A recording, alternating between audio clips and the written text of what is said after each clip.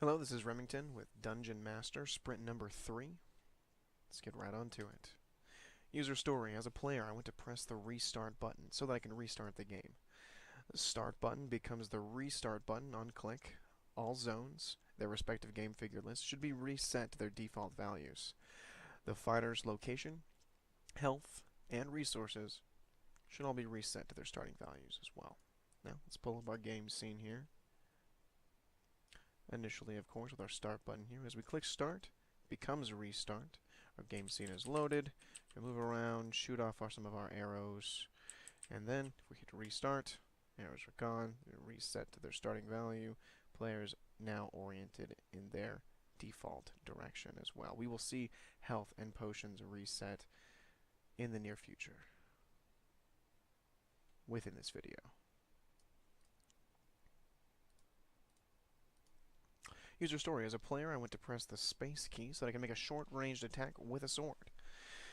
The fighter's attack animation will play when the space key is pressed, while the fighter is oriented up, down, left, or right. The respective attack animation is displayed. The fighter returns to the idle in respective direction when the attack is done. As we pull up our game scene here again, we can see that if we attack, we're back to idle, attack, back to idle, attack, back to idle, and attack, back to idle in all respective directions.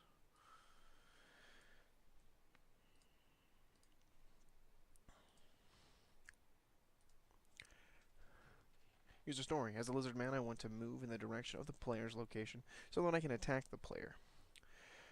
Acceptance criteria. Move towards the player if the player is in the field of view and you have line of sight. If you're colliding with a wall, shift the orientation 90 degrees. And continually move in oriented direction if the fighter is not in your field of view and there is no line of sight. So we pull up our game scene here once again. Our lizard man is in the other room. Let's go find him. So here he is. He's going in his oriented direction, turning his 90 degrees as he hits walls and whatnot. But if we get in his field of view, he starts coming towards us, and we must escape. Oof, this guy took damage there as well.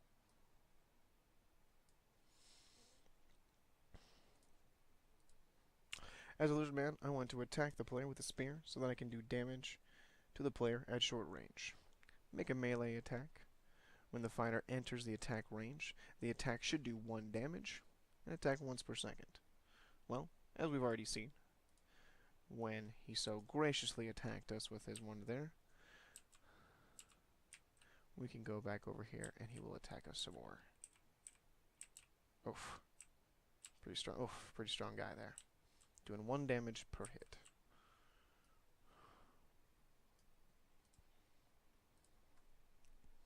User story. As a player, I want to hit an enemy with my sword so that I can do damage to that enemy. Activate the attack hitbox when the fighter, or on the fighter when the space key is pressed. On a collision with an enemy, reduce the enemy's health by 2.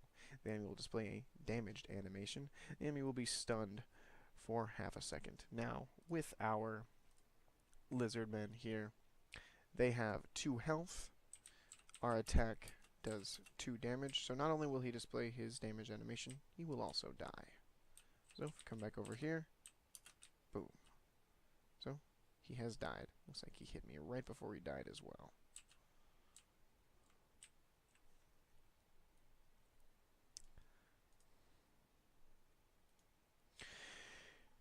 User story. Has an arrow when to travel from the player in the direction of the mouse click location so to make damage to an enemy. Translate in the direction of the mouse click. Arrow will stop translating when its collision line detects a collision. On the collision, if the arrow hit animate, or on that collision, an arrow hit animation will play. After the collision with a wall, an arrow will remain in that wall. After collision with an enemy, do 3 damage to that enemy and be removed. After collision with an exit, remove the arrow from the game figure list. Now, we've seen a few of these already, but of course we'll go back over them. As we can see here, when we shoot our bow, and it goes towards a wall, the hit animation is played as we can see with it stuck in the wall, and it is, as it says over there, being stuck in the wall. Now if we do an exit, it is removed from the game scene. Now let's go in and reset so we can now attack our lizard folk. Now again, the lizard folk, they have 2 health, so our 3 damage arrow should kill him instantly. Ah, and just like that. Not only was that arrow removed from the game scene, well, the enemy had died as well. And of course, has dropped a little something special for us. Let's restart. User story. As a lizard man, I want to potentially drop an item when I die, so the fighter can pick it up. After the death animation, a resource item should be at the enemy's feet location. Enemy should generate randomly. On 20% of it could be nothing, 40% could be arrows, or another 40% chance could be a potion. An arrow could represent a stack of arrows between 1 and 5. A potion will always represent 1 potion. So, if we go back to our game scene here, let's go in and find our lizard man once again, and get his attention over here, and boom, he's died. He's dropped an arrow for us. So, if we go over here, this could be anything between 1 and 4. Sorry, 1 and 5. Looks like it was 1. And of course, we can restart this and get our other options as well. Oof, that time is another arrow, looks like. Ah, that one was 5, as we saw. We went from 4 to 9 arrows. And all these arrows are just like normal arrows. They get stuck in the walls and whatnot. Let's see if we can get a potion. Aha! Potion as well. Now if I go and pick this up, boom. My potion resource has increased to 2. And there's only 1 there. Let's see if we can get him when he does nothing. It's a much smaller chance, of course. But it's worth a try.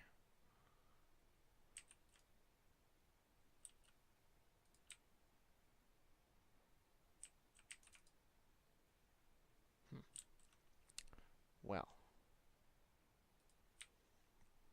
my last try here. And, alright, well, again, it is a 20% chance, so.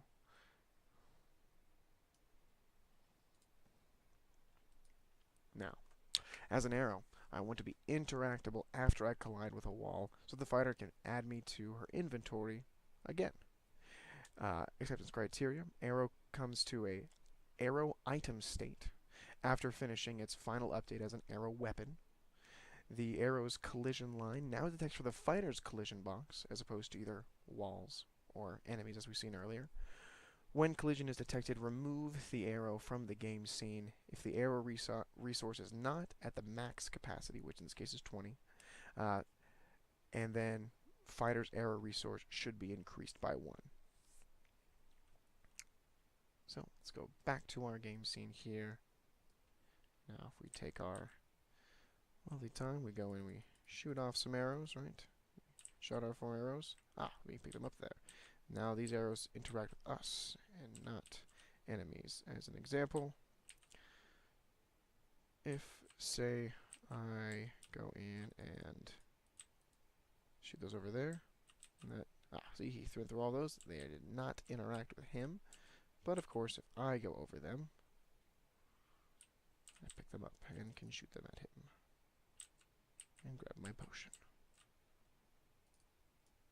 And let's reset the game.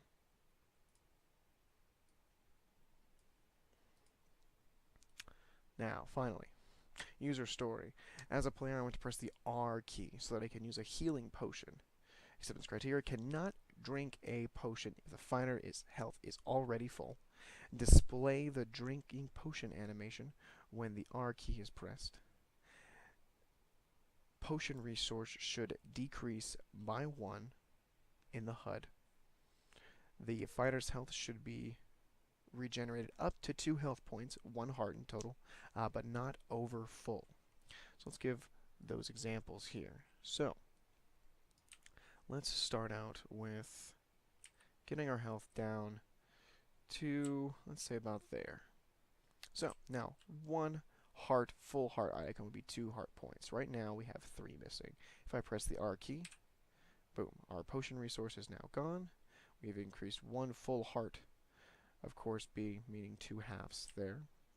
Now if we go and say kill this guy, see if we get to some health potions. No, just some arrows. Okay, well, let's restart. Now I'm going to press R now. While pressing R here, I cannot use my resource over here because my health is full. If I go and I take a damage, oof, I was going to take a little too much there. Let's see if I can just take one. There we go. Boom. I've used my one. I've increased only that one hard point, but of course, now I've used my potion.